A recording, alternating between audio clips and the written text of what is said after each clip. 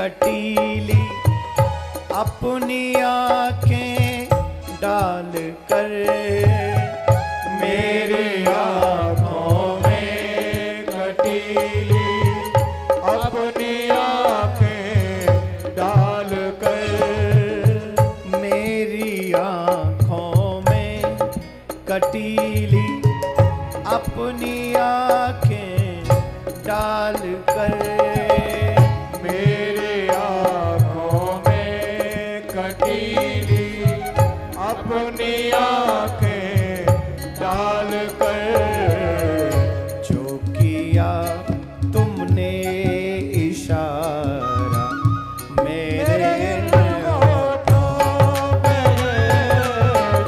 जो किया तुमने इशारा मेरे होठों पे, नाम प्रिया कांत प्यारा मेरे होठों पे है। नाम प्रिया कांत प्यारा मेरे होठों पे है।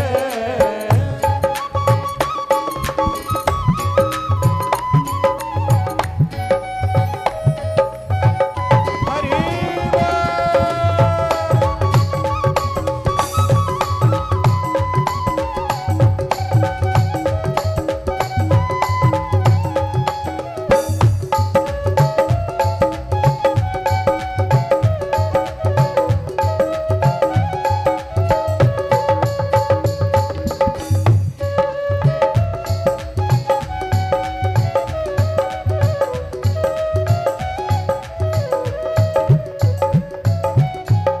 एक सूरत आपकी और दीवाना सारा जहां, एक सूरत आपकी और दीवाना सारा जहां, एक सूरत आपकी और दीवाना सारा जहां, एक सूरत आपकी और दीवाना सारा जहां, हाल जो होगा हमारा मेरे होठों पे है।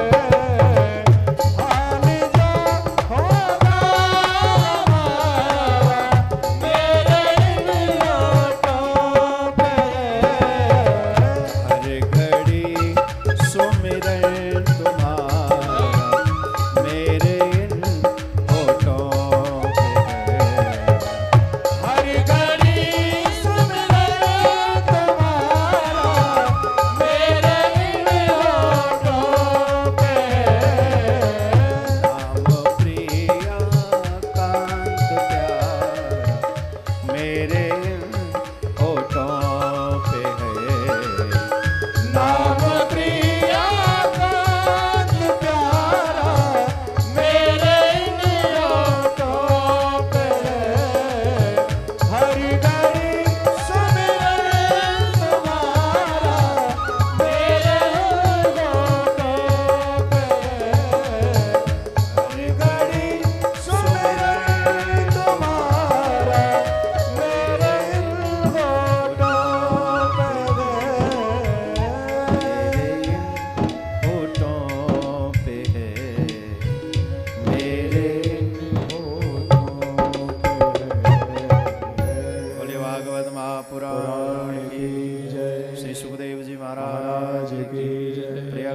सरकार की जय। जगत गुरु श्री श्री जी महाराज की जय। निम्बार्क भगवान की जय। धर्म की जय हो। अधर्म का नाश हो। प्राणियों में सद्भावना हो। विश्व का कल्याण हो। गौ हत्या बंद हो। गौ माता की सेवा हो। विश्व में शांति हो। विश्व में शांति हो। विश्व में शांति हो।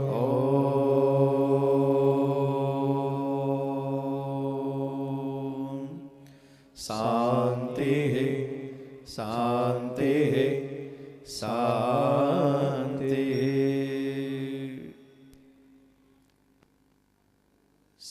बार प्यार से बोलेंगे?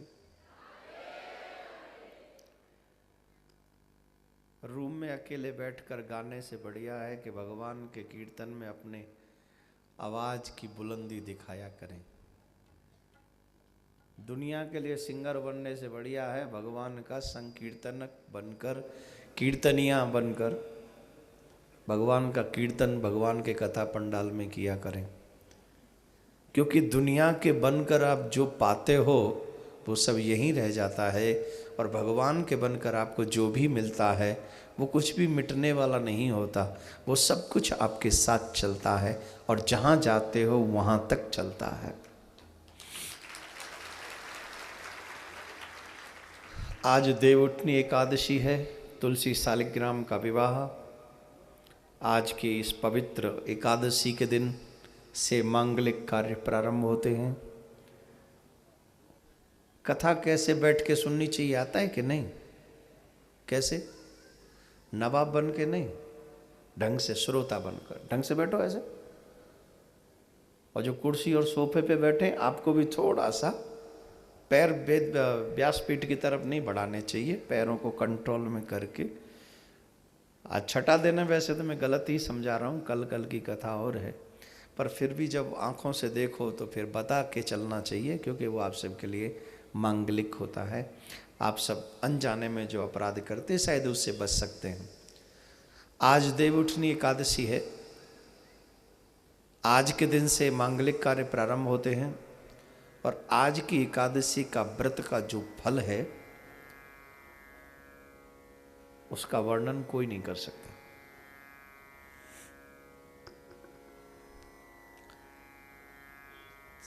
आज की एकादशी का व्रत अगर कोई नियम विधि विधान से कर ले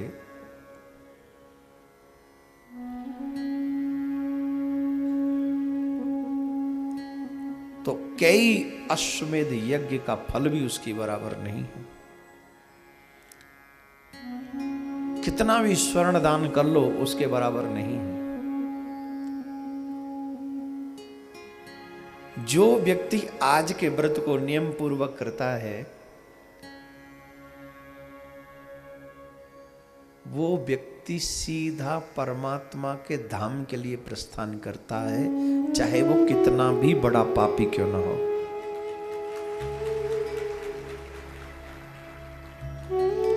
लेकिन विधान आना चाहिए, आपको नियम आना चाहिए। आज के व्रत का बहुत बड़ा फल है। तो आज तुलसी शालिग्राम का विवाह, और देखिए क्या ठाकुर की लीला है, आज भागवत में भी कृष्ण रुक्मणी विवाह है।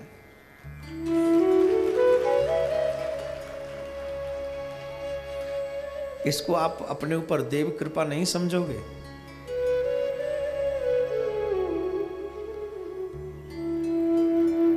आज एकादशी के दिन, वो भी इस पवित्र एकादशी के दिन, तुलसी शालिग्राम जी का विवाह जो श्रवण भी करते हैं, कराते हैं, उनका तो बात ही क्या है।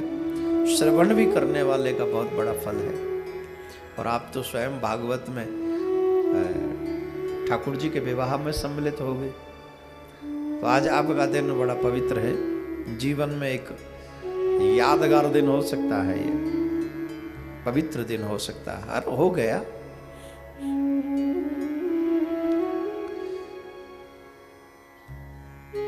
तुलसी शालिग्राम का विवाह, ये तुलसी कौन है ये सूक्ष्म में मैं आपको हल्की सी कथा सुना देता हूँ। इसलिए सुनाना जरूरी है कि जब इतना पवित्र दिन है और इस कथा को सुनने से लाभ मिलता है तो सुना के चलूं।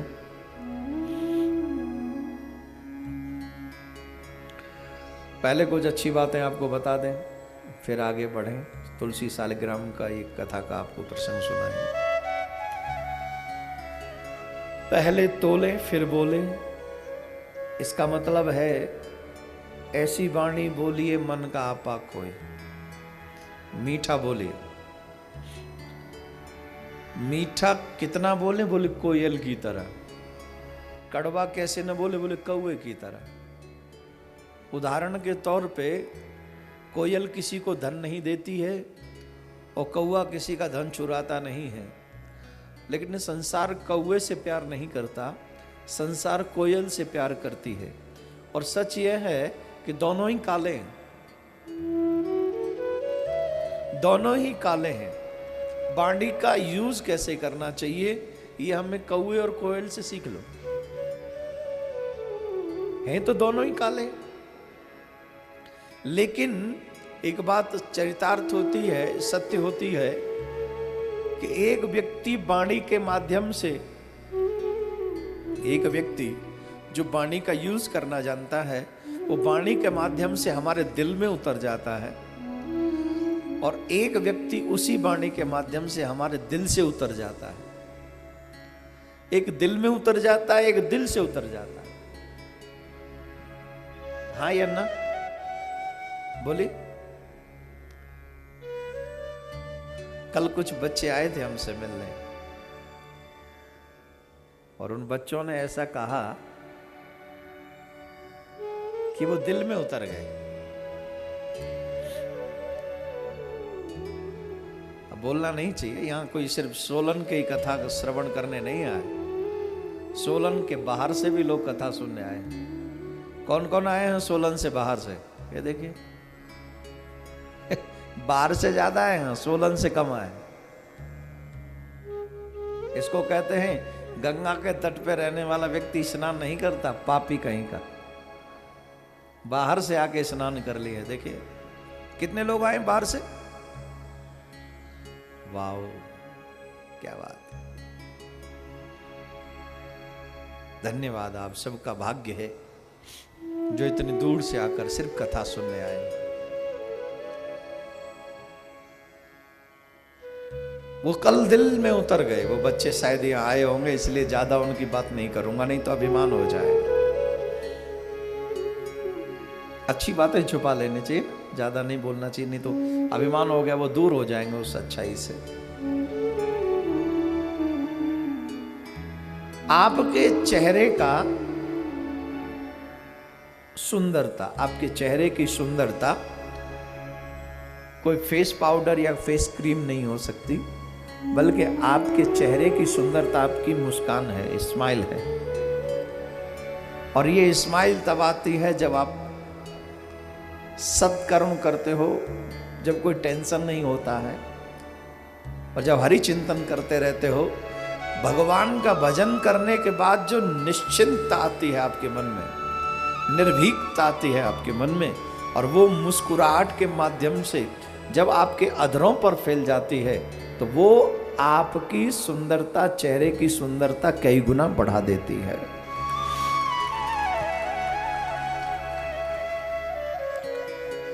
आपके अधरों की सुंदरता लाली नहीं है, लिपस्टिक नहीं है, मीठी जुबान है।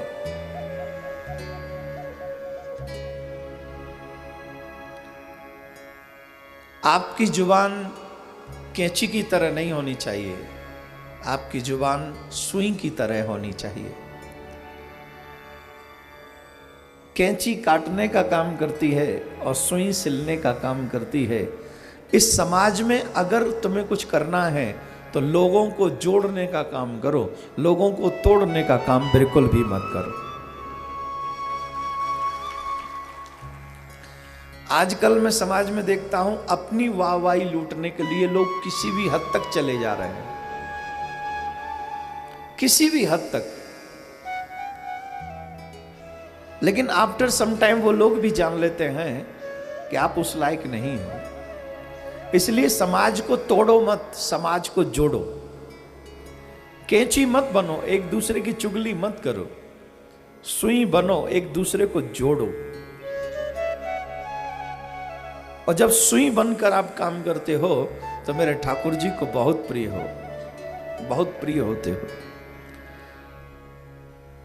ये कुछ अच्छाइयां हैं जो हमें अपने जीवन में जरूर, नौजवानों को विशेष तौर पे वाणी पे कंट्रोल, मीठा बोलिए, किसी की बुराई मत करिए, हो सके तो समाज को अच्छा दो, और अगर समाज को आप अच्छा ना दे सके तो कम से कम बुरा भी मत दीजिए। कम से कम इतना उपकार करिए कि आप समाज को बुरा मत दीजिए।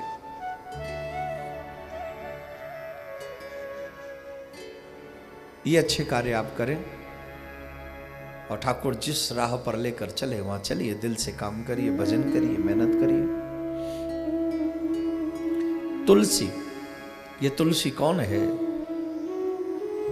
ये तुलसी पूर्व जन्म में जलंधर की पत्नी है। जालिंधर, ये आपका सिटी जलंधर नहीं, एक दैत्य राज हुए हैं जलंधर, उनका जन्म जल से हुआ है, इसलिए उनका नाम जालिंधर है। भगवान भोलेनाथ ने इस जलंधर को प्रकट किया और इस जलंधर को प्रकट किया। जलंधर प्रकट हुआ तो देवताओं से युद्ध करने लगा और देवताओं से युद्ध किया, देवताओं को परास्त किया। अब धीरे धीरे इस जलंधर ने सब देवताओं को हरा तो दिया, अब खुद बाबा भोलेनाथ से युद्ध करने चल पड़ा।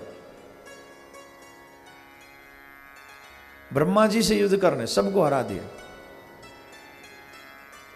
अब सब देवी देवता नारायण भगवान के पास गए।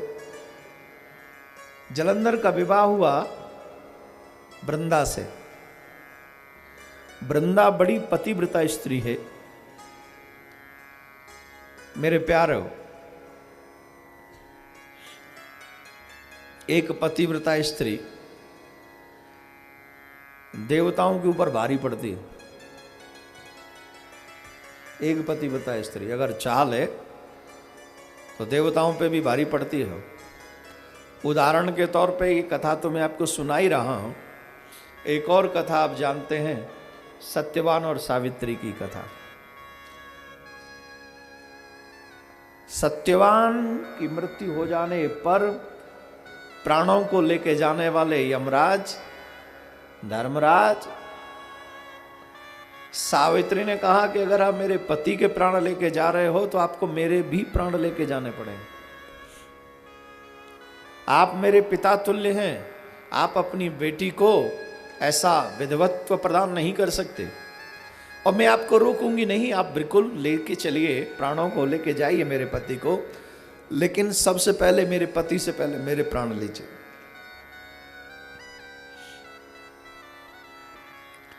तुम्हारा समय नहीं आया, मैं तुम्हें नहीं ले जा सकता। बोले मेरे को लेके चलना पड़ेगा, पीछे पीछे, धर्मराज के पीछे पीछे। अरे बेटी तुम क्यों जिद कर रही हो? बोले नहीं, मैं आपसे कुछ कह नहीं, मुझे लेके चलो, मैं अपने पति के बिना जिंदा नहीं रहूंगी। लकड़हारे की पत्नी इतनी पतिव्रता, एक लकड़हारे की पत्नी इतनी पतिव्रता, सत्यवान की पत्नी इतनी पतिव्रता है। अब जब बार बार सुनते ना पत्नी ने पति को मार दिया, पति ने पत्नी को मार दिया, ऐसी न्यूज सुनते तो रोंगटे खड़े हो जाते हैं। आखिर हमारा समाज जा कहां रहा है? लड़ाई बड़ाई तो छोड़ो, मारने पे उतर गए। अब मार देते हैं, छोटी छोटी बातों पे मार देते हैं। अरे भाई कहां जा रहे हो आप? समाज को क्या दिखाना चाहते हो? गलतियां किससे नहीं होती? सबसे गलतियां होती भाई। उस गलती का समझौता है, बात करिए, बैठ के बात करिए। अब क्यों किसी को मार देते हो? जब आप किसी को जन्म नहीं दे सकते तो मारने का अधिकार क्या है आपको? इतनी न्यूज सुन सुन के कान पक गए। एक भी दिन ऐसी न्यूज नहीं आती जिस दिन रिश्तों का मर्डर नहीं होता।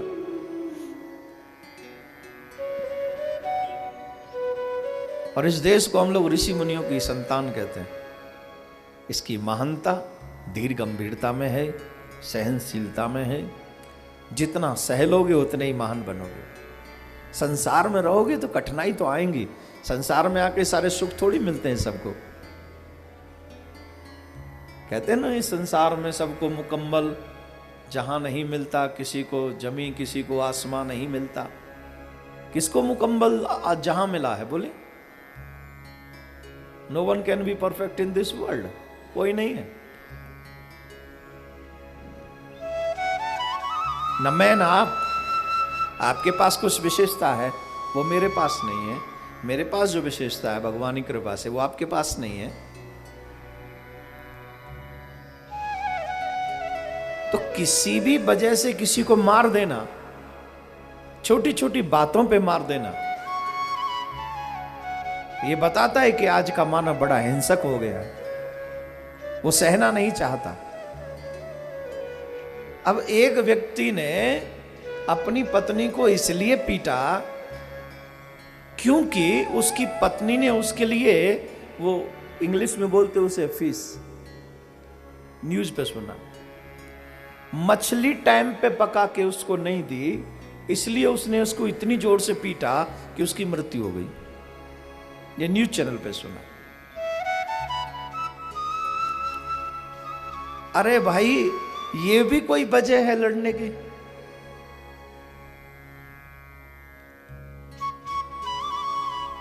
वैसे देवियां भी कम नहीं है मारने पीटने में। अगर कहें देवी बहुत, तो अब आजकल की देवी वो देवी नहीं रही है।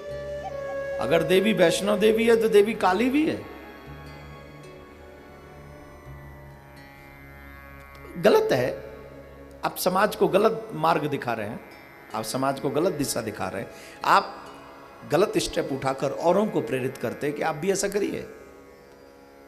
आपकी वजह से एक भी व्यक्ति गलत हो गया तो वो अपराध है भाई, ऐसा मत करिए। एक लकड़हारे की पत्नी कितनी पतिव्रता है, यमराज धर्मराज से बढ़ गई, नहीं ये मुझे लेके चलो। आखिरकार धर्मराज को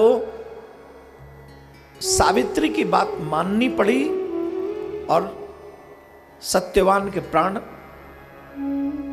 छोड़ने पड़े, उन्हें जीवन दान देना पड़ा। इतनी पतिव्रता स्त्रियों में ताकत होती है। तलवार लेके थोड़ी गई थी सावित्री, से प्रेम था। इनकी जो पत्नी थी जलंधर की, वो बड़ी पतिव्रता थी। इन्होंने एक पुष्प की माला जलंधर को पहनाई थी।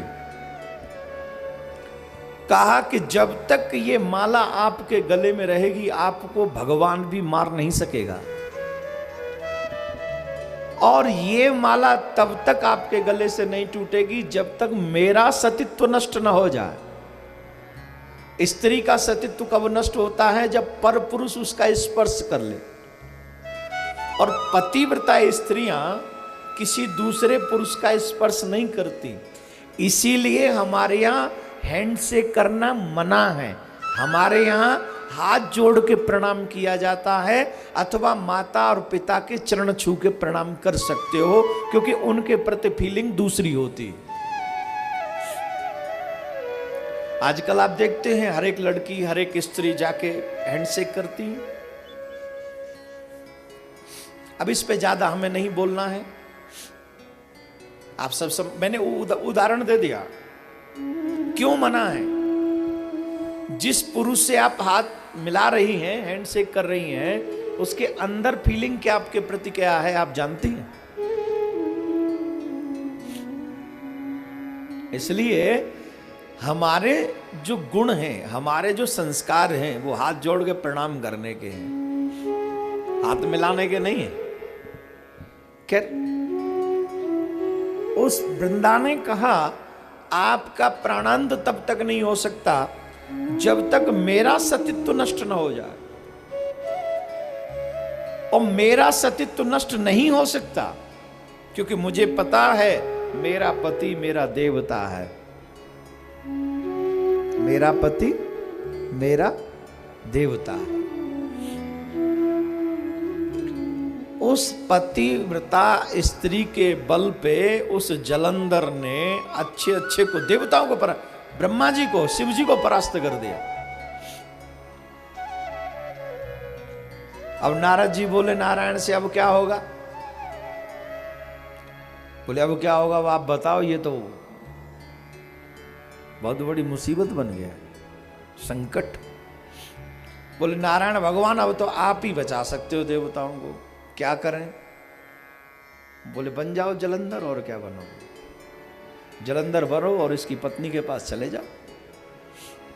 भगवान ने देवताओं की रक्षा के लिए, सुरक्षा के लिए जलंधर का रूप बनाया वृंदा भ्रम में आ गई कि ये मेरा पति है, और पति समझ के उनके चरण दबाने लगी।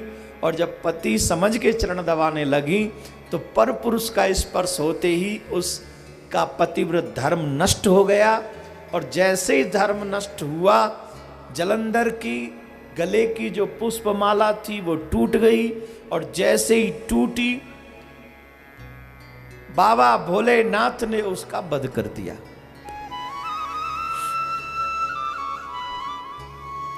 प्रकट करने वाले भी बाबा भोलेनाथ, मारने वाले भी बाबा भोलेनाथ। पूछो क्यों? बोले बाबा धर्म की रक्षा के लिए प्रकट करते हैं, और कोई अधर्म की राह पर चले तो उसे समाप्त भी कर देते हैं। अब जलंधर की मृत्यु हुई, और ये दृश्य वृंदा ने देख लिया, क्योंकि पतिव्रता स्त्री है, उसे तो सब भान है। उन्होंने कहा आप कौन है? आप मेरे पति का रूप बना कर आए, आप कौन हैं कौन आप? भगवान अपने रूप में प्रकट हो गए, मैं नारायण हूं और देवताओं के हित के लिए मैं इस कार्य को कर रहा। वृंदा ने साप दिया कि आपने एक पतिव्रता स्त्री का व्रत भंग किया है, यह कार्य तो कोई पाषाण बुद्धि वाला ही कर सकता है, तो हम आपको साप देते हैं, आपको पत्थर बनना पड़ेगा। लक्ष्मी मां को क्रोध आ गया। लक्ष्मी मां बोली तेरी हिम्मत कैसे हुई मेरे पति को साप देने की? तू अपने आप को बनाती है पतिव्रता, तो हम क्या कम पतिव्रता हैं? तुझे पता नहीं मेरे पति ने यह कार्य सिर्फ देवताओं के कल्याण के लिए किया, उनका अपना कोई पर्सनल स्वार्थ नहीं है, और ये परमार्थ का काम है, ये अधर्म नहीं। और तूने परमार्थ के कार्य में साप दे दिया मेरे पति को कि उन्हें पत्थर बनना पड़ेगा। तुझे भी मैं साप देती हूं, तुझे लकड़ी बनना पड़ेगा, लकड़ी बनना पड़ेगा तुझे बन की। देवर्षि नारद आ गए, नारद जी के बीज बोए हुए थे ये सब। अधिकांश ऐसी लीलाओं में नारद जी ही बीजारोपण करते। नारद जी महाराज आए, नारायण बोले बड़ा बढ़िया किया आपने, हमको पत्थर बनवा दिया। बोले नहीं प्रभु ऐसे थोड़ी, आप पत्थर के रूप में भी पूजे जाएंगे सालिग्राम के नाम से, और जो सालिग्राम की पूजा करेगा, जो सालिग्राम की पूजा करेगा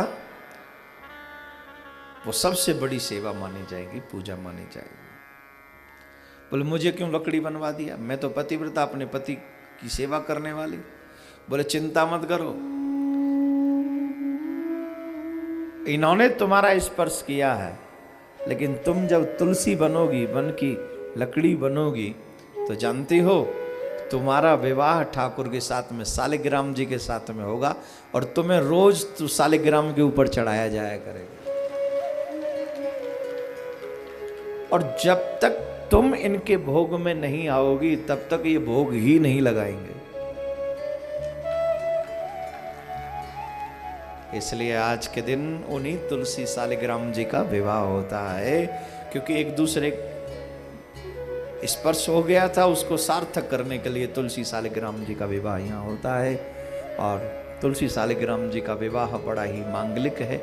आज कथा में आप रुक्मिणी जी के विवाह का दर्शन करेंगे, बड़ा ही सुंदर प्रसंग।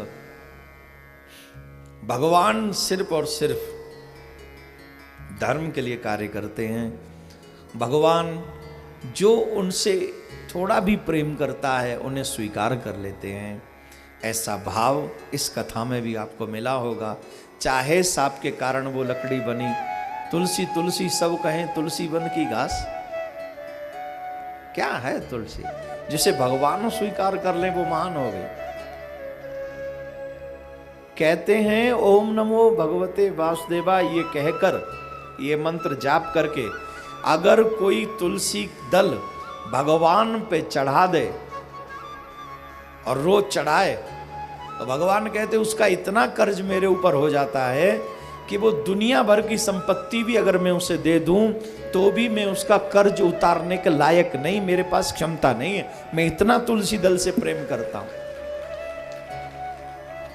इसीलिए वैष्णवों के घर में तुलसी का बिरवा होता है, तुलसी का वृक्ष। आपके घरों में है? आजकल आंगन में नहीं रखते, छत पे रखते हैं। हर एक वैष्णव के घर में तुलसी का पौधा होना चाहिए, और जिसके घर में तुलसी का पौधा होता है और जो तुलसी को भगवान के श्री चरणों में चढ़ाता है, वो परिवार कभी दरिद्री नहीं हो सकता, कभी दरिद्री नहीं हो सकता, कभी नहीं, नेवर।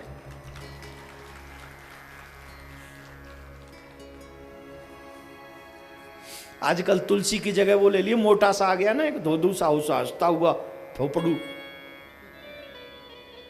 क्या बोलते उसको,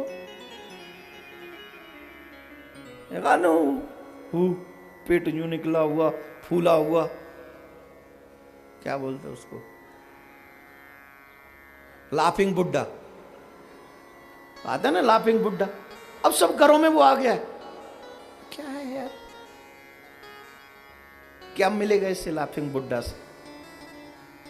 कोई बुड्ढा कहता, कोई बुद्धा कहता है। अरे हम कुछ नहीं कह रहे भाई, हम तो ये कह रहे हैं तुलसी अपने घर में लगा लो, तुलसी अपने घर में ले आओ, पवित्रता भी बनी रहेगी और धनवान भी बने रहोगे, विचारों का शुद्धिकरण बना रहे। पहले हर एक वैष्णव के घर में तुलसी का वृक्ष होता था, हर एक घर में। हमरे आंगनवा में तुलसी का बिरवा, हमारे आंगन में तुलसी का बिरवा है, वृक्ष है, आप पधारी। और तुलसी का बिरवा क्यों?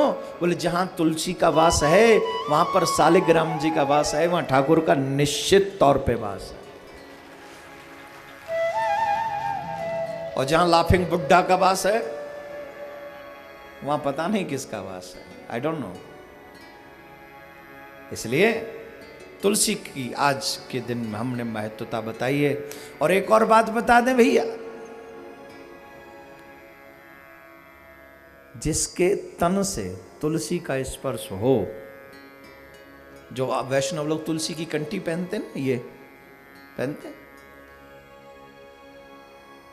तुलसी की कंठी गले में हो और प्राणांत हो जाए, यमराज के दूतों की हिम्मत नहीं कि तुम्हारा स्पर्श कर ले।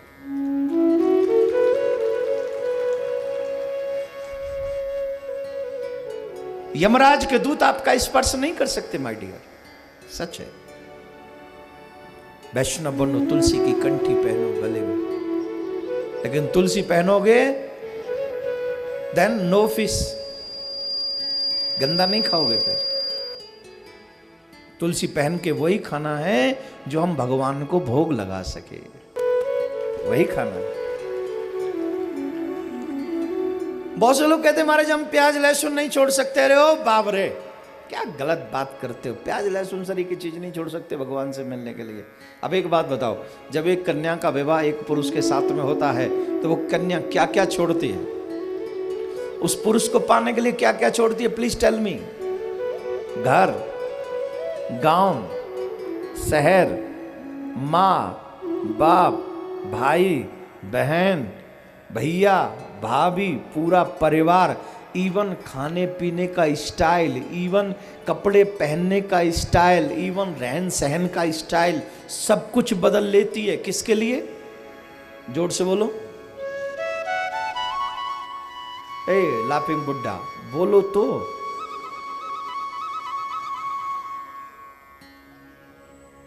किस पति के लिए जो शाम को आप घर में घुसेगा तो पी के, रात भर पी के पड़ा रहेगा, उस पति के लिए सब कुछ छोड़ा। हाँ या ना? उसके लिए सब छोड़ दिया। लेकिन जो परमात्मा सुबह से शाम तक, रात दिन हमारे पल पल की देखभाल करता है, मिल जाए तो बेड़ा पार हो जाता है, उस परमात्मा के लिए हम लोग प्याज लहसुन नहीं छोड़ सकते। इससे बुरी बात और क्या होगी? नहीं बजेगी ताली, क्योंकि मुझे पता है ना यहां पे बैठे हैं खाने वाले, ये नहीं बजाएंगे।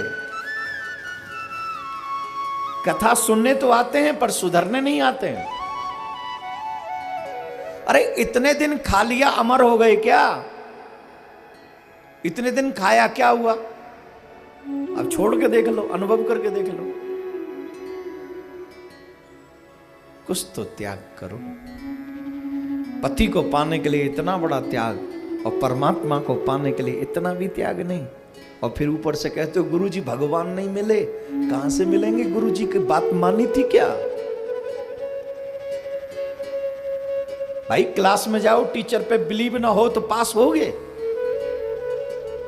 वैसे ही ये कथा सत्संग क्लास है, आप स्टूडेंट हैं और गुरुजन जो आपको व्यासपीठ से बताते हैं वो टीचर हैं और आपको बताते हैं जो मानेगा वो पास होगा, जो नहीं मानेगा वो फेल।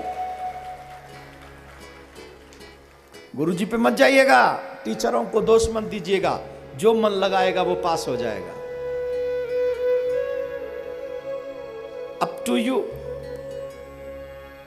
तुम्हारे ऊपर डिपेंड है। तुलसी का धारण करिए गले में, माथे पे चंदन, वैष्णव की पहचान। अभी हमारा जन्मदिन निकल गया। अब तो भगवान करे कभी आए ही ना जन्मदिन, ऐसे ही यही दिन बने रहे। खामखा हर साल आ जाता है, टेंशन देके चला जाता है। हमने जन्मदिन पे सबसे एक ही चीज मांगी कि आप कहीं भी, जहां भी आप, जो भी आप इंटरनेट पे, कोई सोशल मीडिया पे आप हैं, चाहे वो व्हाट्सएप, फेसबुक और जो भी, मुझे ज़्यादा इनका पता है नहीं, जो भी चीज़ आप यूज़ करते हैं, एक जगह पर एक डीपी लगाइए अपनी और अपने ठाकुर की, जिसको हमने कहा है सेल्फी विद कृष्णा। आजकल सेल्फी का जमाना है, सब लोग सेल्फी ले रहे हैं। सेल्फी भी कैसे कैसे लोगों के साथ में ले रहे हैं जो खुद मरेंगे, जो मरणशील है। अरे भाई सेल्फी भी लेनी है तो सुपर पावर के साथ में लेना, जिस सुपर पावर के चक्कर में अगर एक बार तुम आ गए तो तुम्हारा बेड़ा पार हो ही जाएगा। तो सेल्फी विद कृष्णा, श्री कृष्ण के साथ एक सेल्फी लीजिए और वो सेल्फी कम से कम 1 साल तक आप अपने डीपी पे लगा के रखिए। कौन कौन एग्री है मेरी बात से? कौन कौन करके रखेगा?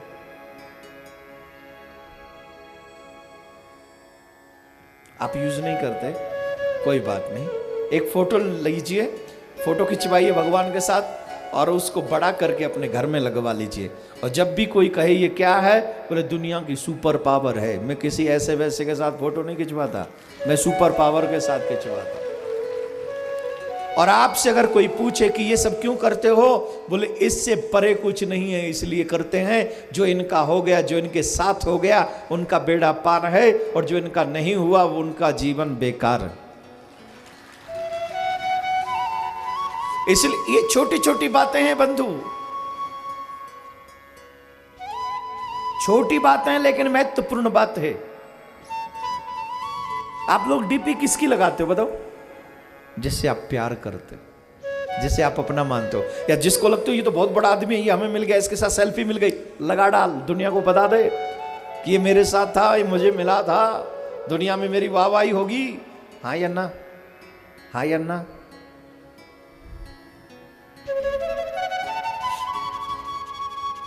लेकिन अगर मेरे कन्हैया के साथ तेरी सेल्फी होगी तो देखने वाले का भी भाग्य सुधर जाएगा और तेरा जीवन सुधर जाएगा।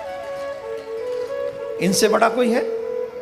एक बात और सिद्ध होगी कि तुम कृष्ण से प्यार करते हो, ये पूरी दुनिया को बताओ कि हम दुनिया से प्यार नहीं करते, हम कन्हैया से प्यार करते हैं, इसलिए इनके साथ हमारी सेल्फी। बात छोटी है लेकिन बहुत बड़ी है। अगर आप मान लोगे, कल देखो, कल पूरी इतने लोग अगर सेल्फी लगाएंगे तो हिमाचल आधा बदल जाएगा। लोग कहेंगे भाई हो क्या रहा है, बोले कि ब्लैक मनी बाहर जा रही है और व्हाइट मनी बाहर आ रही है। ये क्या है? बोले व्हाइट है।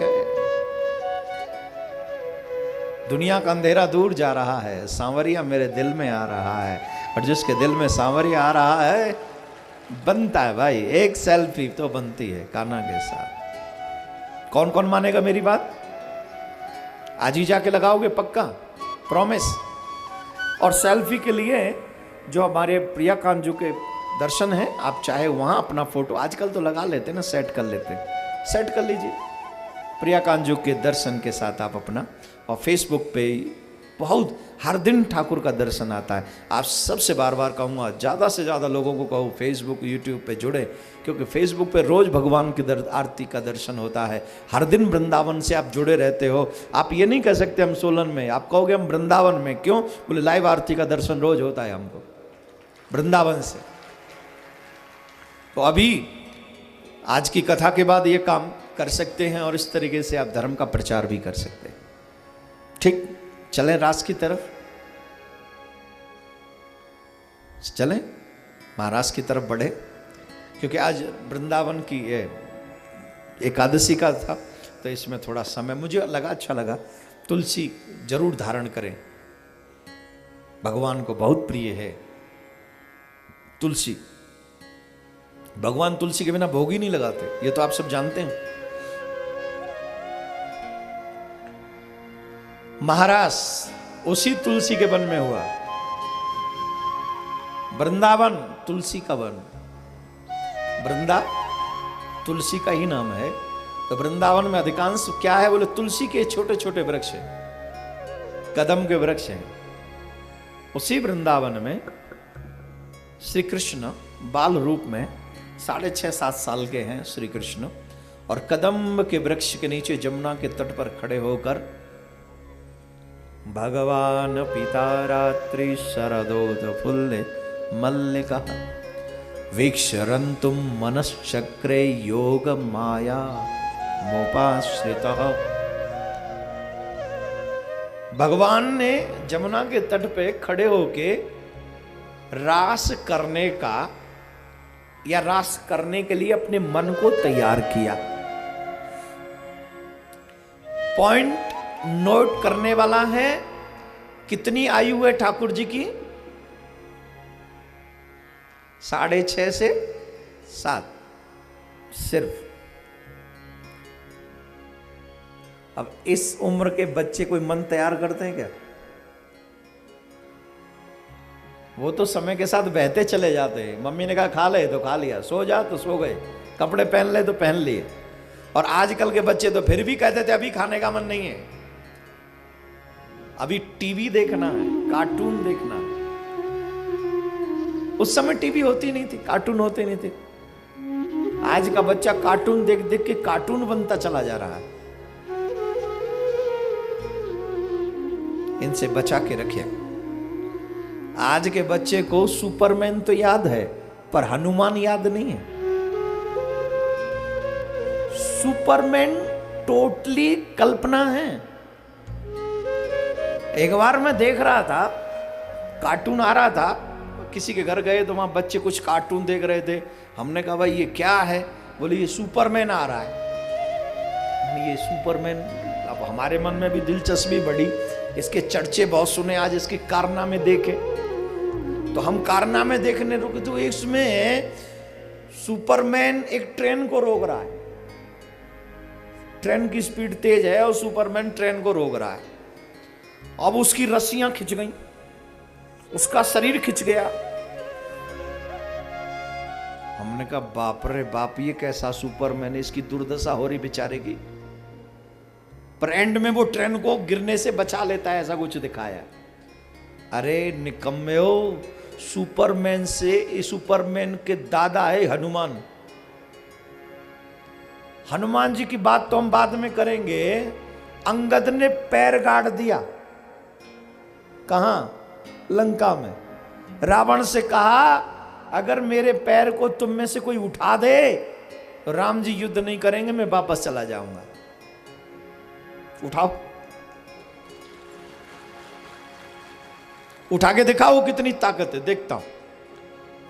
अंगद राम जी का दूत, ओनली दूत, और कह रहे पैर उठाओ। रावण की बलवान, कितना रावण बलवान जानते हो? रावण ने कई बार कैलाश पर्वत को भोलेनाथ के समेत उठाया है। अपनी 20 भुजाओं पे। इनका बेटा मेघनाथ, जब स्वर्ग में देवराज इंद्र को पता चलता है ना मेघनाथ आ रहा है, तो देवता स्वर्ग खाली करके भाग जाते हैं। इतना बलवान बेटा मेघनाथ, एक से एक योद्धा, अंगद का पैर उठाने की कोशिश कर रहे, सब मूर्छित हो कि वापस आ रहे बेचारे, पसीना पहुंच पहुंच के, पैर हिला नहीं सके। तो जिनके दूतों में इतनी ताकत है, हनुमान जी महाराज का तो वर्णन करें ही क्या। हनुमान जी महाराज की लीला तो विचित्र है। तो उन हनुमान को हमारे बच्चे नहीं जानते, राम जी को नहीं जानते, सुपरमैन को जानते। कितनी दुर्भाग्य की बात है। जो सिर्फ कल्पना है उसे जानते हो, जो सत्य है उसे नहीं जानते। ये सारी कमजोरी हमारे माँ बाप की। ये जो माँ बाप है ना, पैसे कमाने के चक्कर में ऐसी चाकी चलाई, सब बर्बाद करके रख दिया। अरे I am not against of money, मैं पैसा चाहिए, सबको चाहिए, मुझे भी चाहिए, आपको भी चाहिए, लेकिन पागल हो जाना पैसे के लिए। सारा बच्चों को टाइम मत दो, परिवार को टाइम मत दो, धर्म को टाइम मत दो, अपने आप को टाइम मत दो, सिर्फ पैसा ही पैसा, पैसा ही पैसा। अरे जाओगे तो इस पैसे को छाती पे रख के ले जाओगे क्या? बच्चों को समय दो, बच्चों को बताओ तुम्हारा धर्म क्या कहता है। ये हम सब की जिम्मेदारी है, ये सिर्फ कथाकार और संत महात्माओं की जिम्मेदारी नहीं है। वरना ये जो पाउडर पे जितना टाइम लगाते हो ना, तेरे शरीर जब चिता जल जाएगी, कोई पाउडर नहीं लगाने वाला उस समय चिता पे कि ले मर गई तो ले तेरे चित पाउडर भी लगा दो तेरे।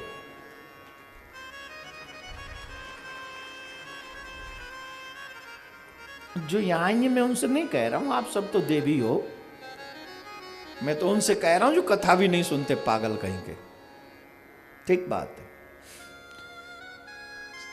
अब जो 6.5 साल के हैं वो बालक हैं, उन्हें क्या पड़ी है दुनिया से, लेकिन वो भगवान हैं, वो जानते हैं इन गोपियों को क्या चाहिए।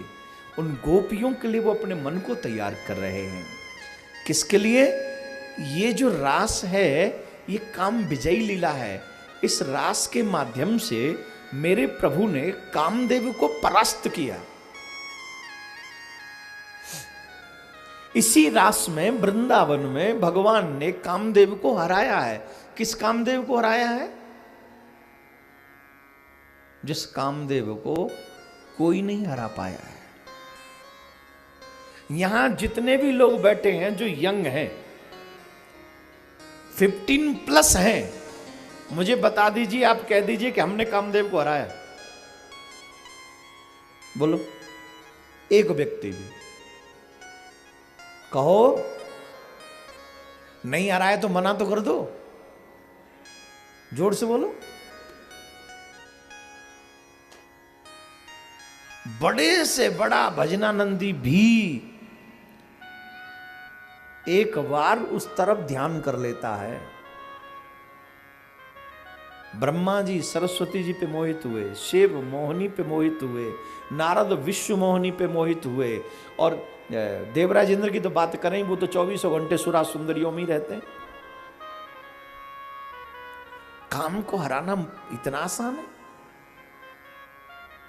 अतिशय युक्ति ना हो तो भगवान श्री राम भी मोहित हुए सीता मैया पे। पहली बार विवाह से पहले जब देखा सीता मां को पुष्प वाटिका में, तो लक्ष्मण से कहा, मुझे ऐसा लग रहा है जैसे कामदेव विश्व विजय करके मेरी तरफ बढ़ रहा।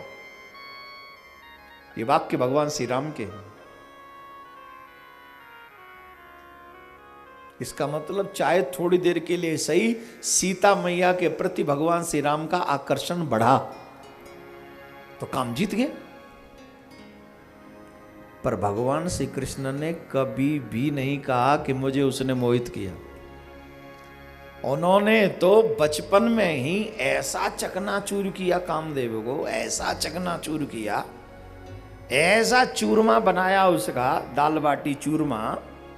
राजस्थान से संबंधित लोग अगर जो होंगे वो जानते होंगे चूरमा की क्या धमधमा बाजता है पूरा। पहले बाटी बनाते हैं, फिर उसको कूटते, फिर चूरमा बनाते उसका। भगवान ने कूट कूट के चूरमा बनाया, दिखा दिखा के कामदेव को, हमारे ब्रिज में कहते पानी पिला पिला के कामदेव को मारा है भगवान ने इस रास में। उदाहरण चाहिए कैसे ही समझा दूं। काम कब बलवान होता है? रात्रि में। भगवान ने रात्रि में बुलाया, रात्रि में आना। जल दिखा दिया, प्यास लगी है आजा, रात्रि में आना। काम कब बलवान होता है? जब सुंदर स्त्रियां हो और अकेला पुरुष हो। भगवान ने कहा मैं अकेला ही पुरुष हूंगा, कोई स्त्री नहीं होगी, वाह कोई पुरुष नहीं होगा मेरे सिवाय। स्त्रियां बोले आज तक तूने इतनी सुंदर स्त्रियां नहीं देखी होंगी जितनी वहां होंगी। Cream powder, fair and lovely,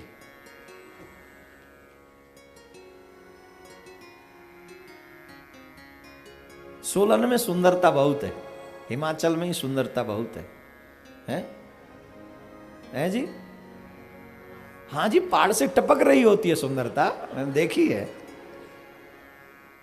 देखी है, पहाड़ों से टपक रही होती है, अनेक अनेक रूपों में होके टपक। पहाड़ों में चलना बहुत कठिन काम है, थोड़ी देर चल लो तो पूरे दिन की कसरत हो जाती है। आप लोग वाकई इसीलिए सुंदर रहते हो, इतना चलते हो पहाड़ों में। कल चले हम थोड़ी देर तो पता चल गया यहाँ की हिस्ट्री। पहाड़ों में सुंदरता होती है, नो डाउट। स्त्री हो या पुरुष सब सुंदर हैं यहाँ पे। अब इतने भी नहीं कि सारे सुंदर हैं, बदसूरत भी हैं यहाँ।